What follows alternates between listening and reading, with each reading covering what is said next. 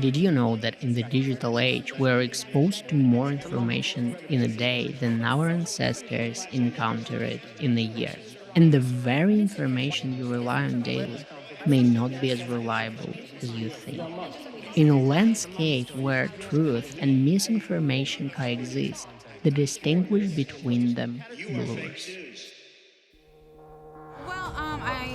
I've just seen so much evidence, and I think it certainly warrants an investigation into these people to see, what's going on. In 2016, at what was once a quiet family pizzeria in Washington, D.C., the owner and staff faced a barrage of threatening comments, hate calls, and death threats, receiving up to 150 calls a day.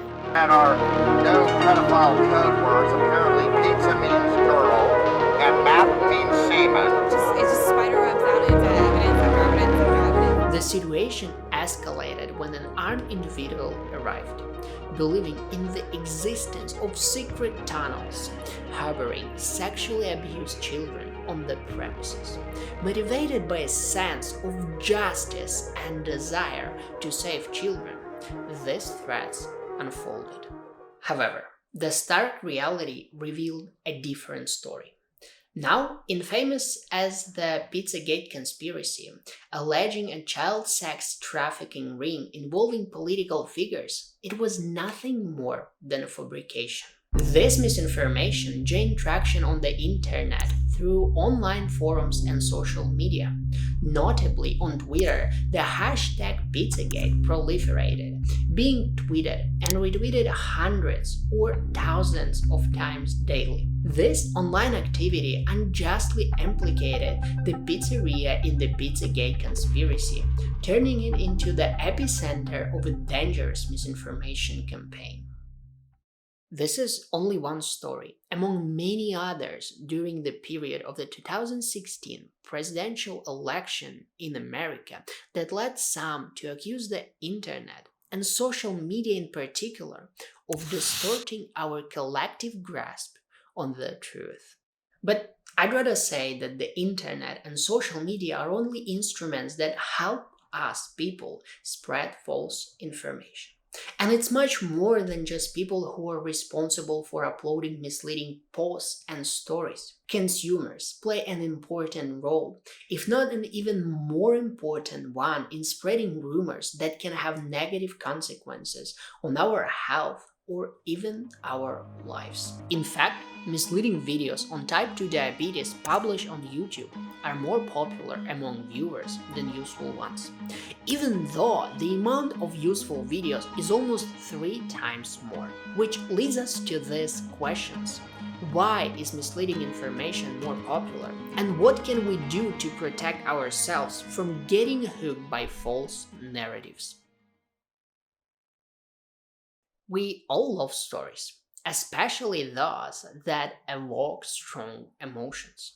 The more powerful and universal these emotions are, the more likely the story will stick in our heads. What are these emotions? Fear, anger, and sadness. These emotions are intense, and the majority of us have experienced at least one of them.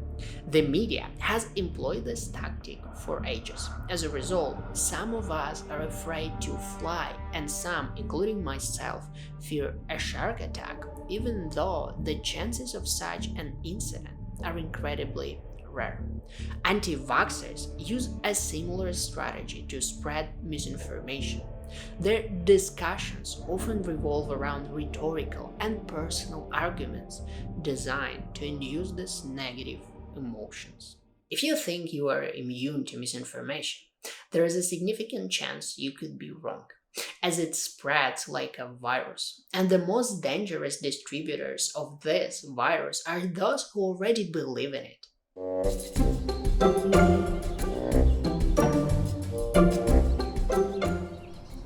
Hey, are you vaccinated? Yes, I am. Oh, you poor thing. I have something for you. It will protect you from the old vaccine side effects. 。 . 。 . 。 . 。。 . 。 . 。 . 。 . 。 . 。. 。. 。. 。. 。. 。 . 。 。 . 。 . 。 。 . 。 . 。 。 . 。 。 . 。 . 。 . 。 . 。 . 。 . 。 . 。 . 。 . Bye.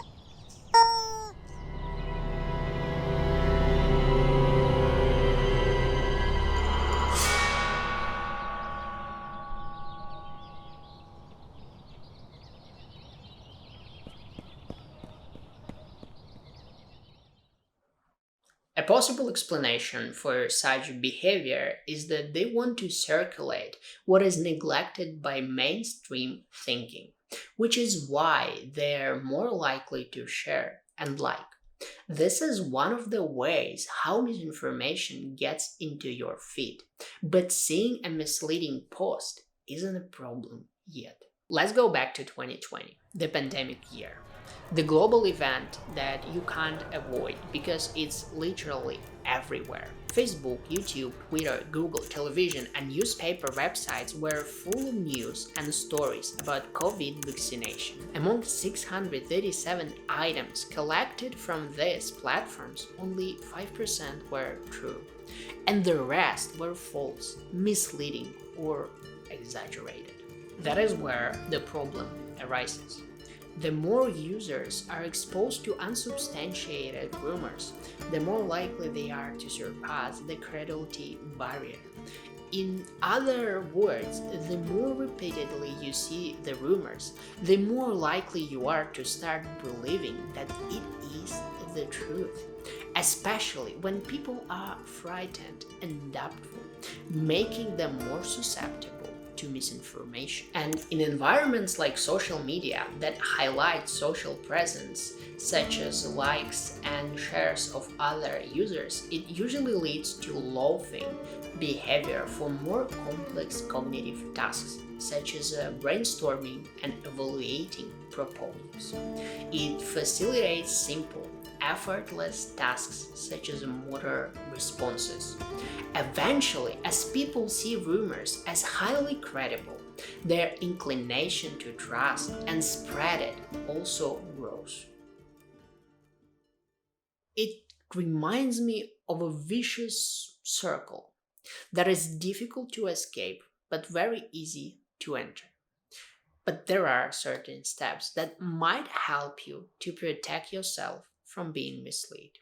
Well, there is things like checking the credibility of the source or reviewing the literature, which can be very helpful, especially when you are focusing on a deep understanding of the topic.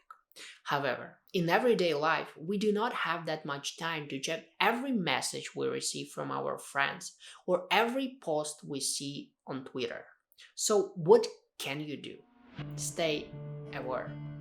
Well, it won't make you 100% immune to misinformation. It can provide safeguards by staying aware of potential emotional manipulation, Down at our known pedophile code words. recognizing the role of fear and doubt in the spread of misinformation, and overall improving critical thinking by questioning the prevalence of information. We can reduce the risk of being misled. That's the essence of this channel, highlighting the importance of critical thinking in our daily lives. I delve into topics like why do we favor attractive people and health effects of meat consumption, not to offer a simple answer, but to broaden our perspectives. Your support is vital for the channel's goals. Please hit the like button for YouTube algorithms and share this video. It not only helps me, but also opens doors to creating better content for you in the future. Stay aware, and I'll see you in the next one.